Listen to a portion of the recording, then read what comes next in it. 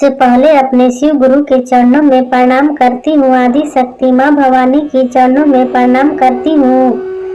3 सूत्र के रचयिता साहब श्री हरेंद्रानंद जी के चरणों में प्रणाम करती हूँ। उनकी धर्म पत्नी नीलम दीदी आनंद के चरणों में प्रणाम करती हूँ। मेरा प्रणाम अपने अपने चरणों में स्वीकार करें। समस्त गुरु भाई बहनों के चरणों में प्रणाम करती हूँ। मेरा प्रणाम अपने अपने चरणों में स्वीकार करें।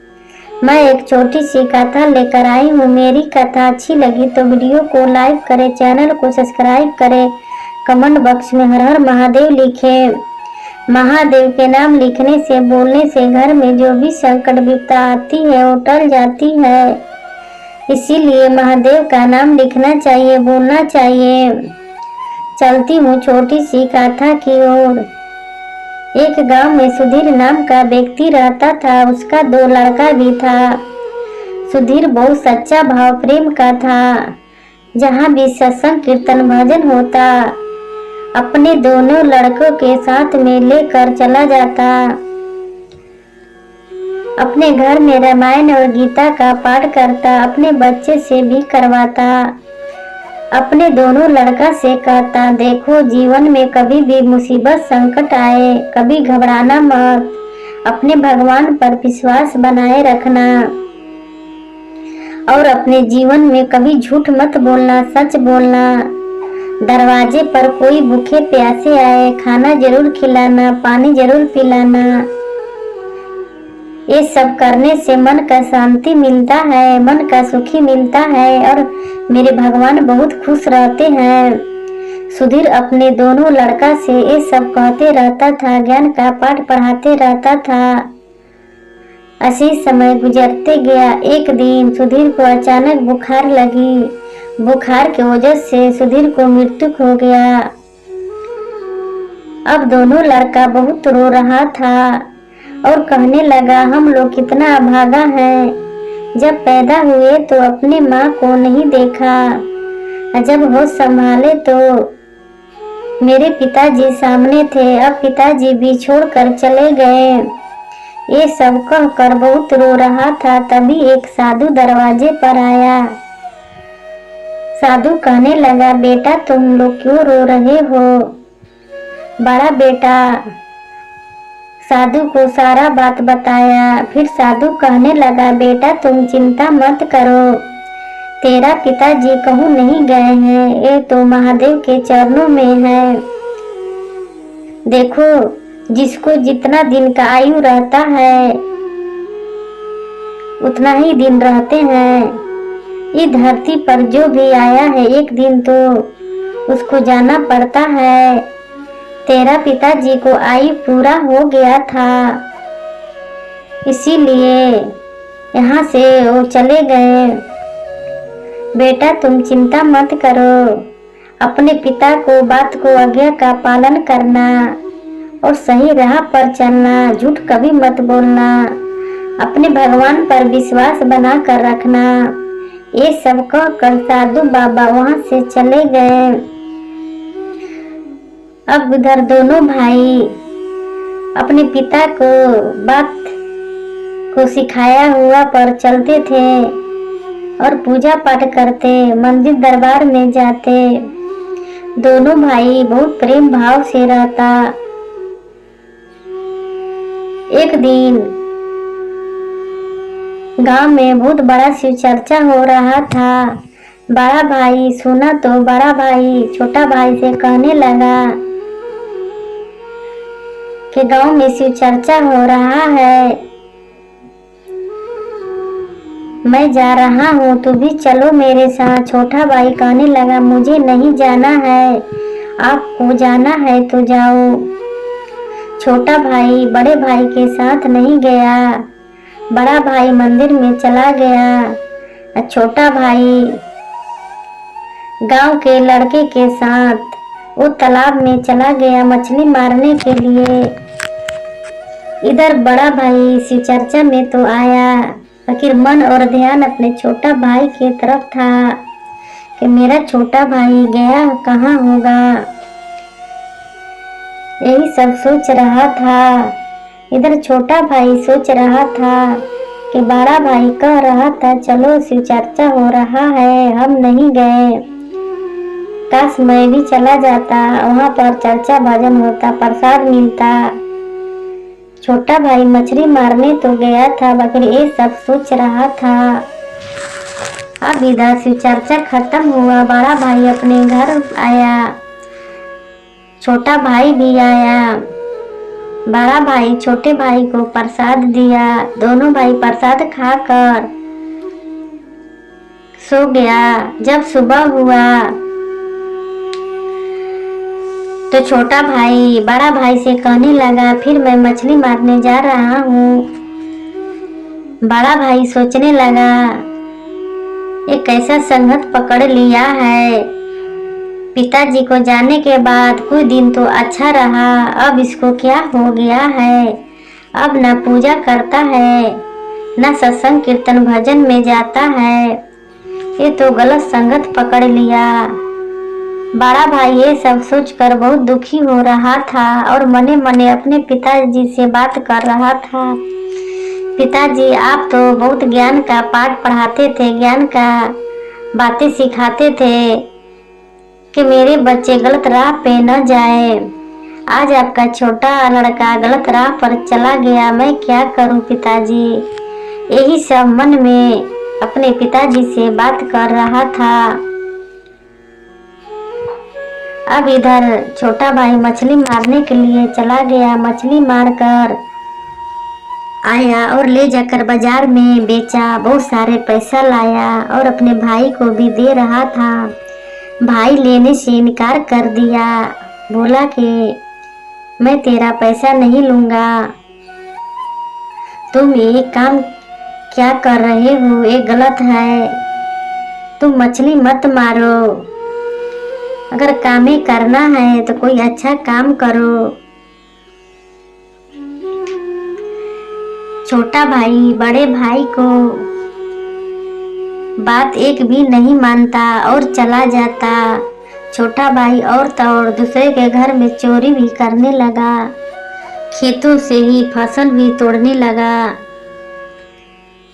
अब ये सब सुनकर बड़ा भाई बहुत दुखी हो गया और भगवान से कहने लगा, हे भगवान, मेरा छोटा भाई बहक गया है, सही राह दिखाइए।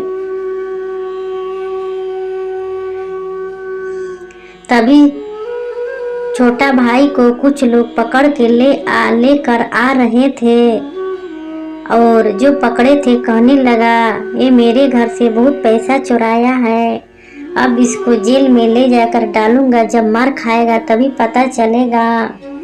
बड़ा भाई कहने लगा, छोड़ दो, अब से नहीं चोरी करेगा।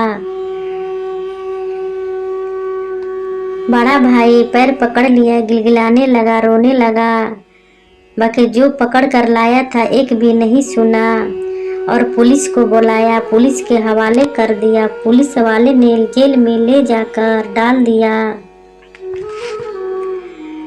अब बड़ा भाई बहुत रो रहा था, बहुत दुखी हो गया था कि मेरे पिताजी क्या बनाने चाहते थे, क्या बन गया। पिताजी से मन में कह रहा था, रो रहा था। उधर पिताजी महादेव से कहने लगे, हे प्रभु, अगर मैं थोड़ा सा अच्छा काम किया हूँ, आपका याद किया हूँ, तो मेरे बच्चे को जेल से निकाल दीजिए और सही राह दिखाइए, सही मार्ग दिखाइए, मेरे बच्चे भटक गए हैं। फिर महादेव कहने लगे, तुम चिंता मत करो, जब मनुष्य भटक जाता है, जब ठोकर खाता है तभी सही राह पर चल पड़ता है। अब वो ठोकर खा लिया, अब सही राह पर चल पड़ेगा, तुम चिंता मत करो। ये सब कहकर महादेव ने साधु को रूप धारण बनाकर और गांव में भिक्षा मांगते हुए चले गए। महादेव ने छोटे लड़का को जेल से छुड़वाए और छोटा लड़का जब देखा साधु बाबा को तो बहुत हैरान हो गया, कहने लगा, साधु बाबा, तुम इतना पैसा कहाँ से लाए, आप तो एक साधु संत है, साधु संत के पास इतना पैसा कहाँ से आया? तभी साधु बाबा कहने लगा, बेटा मैं गांव गांव में घूमकर भिक्षा मांगता हूँ। जो भी पैसा मिलता था उसमें से थोड़ा बहुत जमा करता था। मैं सुना नहीं तेरा पिताजी है, नहीं तेरा माँ है। मुझे दया आया, इसीलिए मैं तुझे छुड़ाया। बेटा तुम क्यों गलत काम करते हो? मैं गांव में सुना है कि तुम्हारा पिताजी बहुत अच्छे थे, पूजा पाठ करते थे, धार्मिक विचार के थे और तुम लोग को भी ज्ञान का पाठ पढ़ाते थे। फिर भी अपने पिता का आज्ञा का पालन नहीं किया। तुम ऐसा क्यों किया? ये सब सुनकर छोटा लड़का साधु के चरणों में गिरकर रोने लगा, बोलने लगा, मुझे माफ कर दो। मेरे पिताजी तो नहीं है, आप मेरे पिताजी जैसे हैं। आप मुझे क्षमा कर दो, मुझे माफ कर दो। मैं अब गलती नहीं करूँगा, अपने पिता के सिद्धांत पर चलूँगा। जो पिताजी कहते थे उसी रास्ते पे चलूँगा। हम लोग दोनों भाई मिल के रहेंगे, मुझे क्षमा कर दीजिए। आप तो मेरे पिताजी जैसे हैं। साधु ने कहा, जाओ तुझे मैं तो क्षमा किया, आज से तुम सही राह पर चलना, दोनों भाई मिल के रहना। दोनों भाई मिल के रहेगा, अच्छे से रहेगा, पिताजी का बात का आज्ञा का पालन करेगा, पिताजी के सिद्धांत पे चलेगा तो तेरे पिताजी को मुक्ति मिल जाएगा, नहीं तो तेरा पिताजी को इधर उधर आत्मा भटकते रहेगा।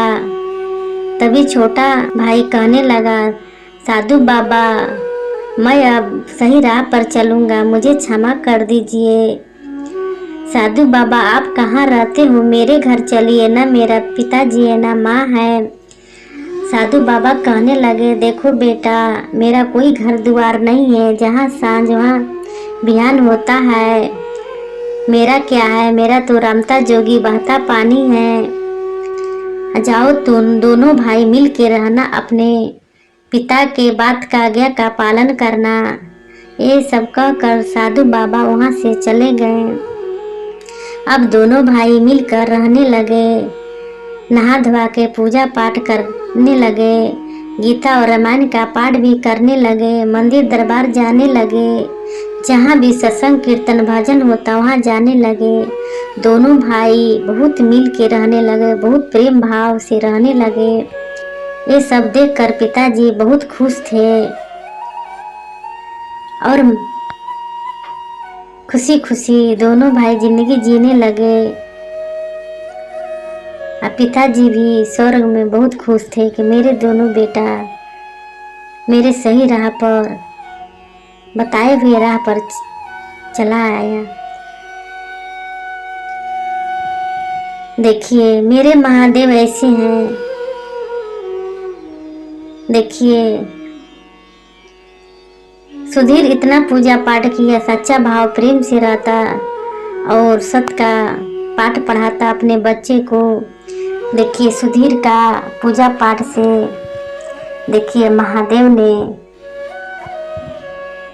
सुधीर को, लड़का को जेल से छुड़वाए और सही राह सही मार्ग दिखाए।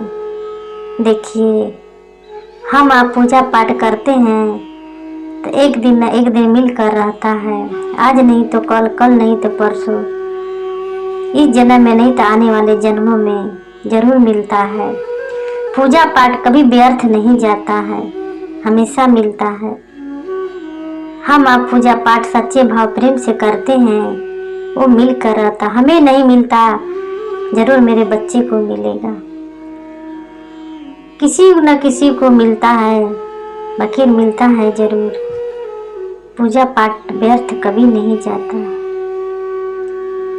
मेरे महादेव तो दया के सागर है, इसीलिए कहती हूँ आइए भगवान शिव को अपना गुरु बनाए, अपना जीवन धन्य बनाए, अपना जीवन सफल बनाए।